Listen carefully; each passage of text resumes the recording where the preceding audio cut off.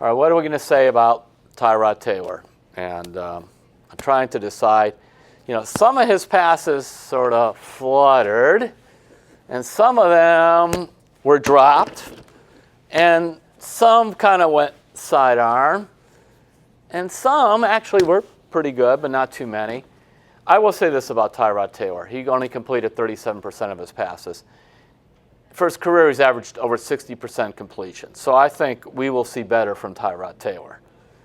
But Tyrod-Taylor also, he has to get together with his offensive line, because there were times when he was running for his life, and maybe he didn't need to, but he clearly didn't have a trust factor with his offensive line. And I think Browns fans saw there are reasons why Buffalo decided we'll move on from Tyrod-Taylor, which is simply that his arm isn't that strong. He tends to be a possession quarterback. Now, I thought his mobility does help them, because sometimes rather than throw the ball into double coverage, get it picked off, he's been running for a first down.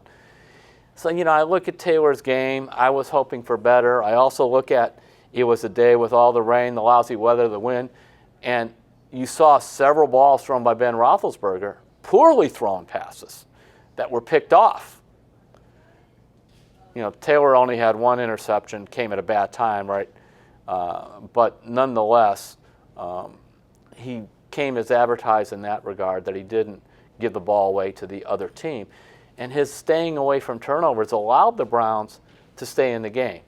Now, you could see also why the development of Baker Mayfield is important, because at some point, I don't want it to be next week or whatever, but at some point Baker Mayfield's going to probably take over as the quarterback.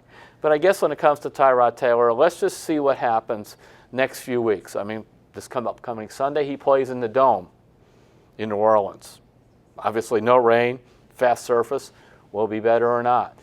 He'll have another week with Josh Gordon, who's out there playing for the first time, basically with Tyrod-Taylor, other than practice.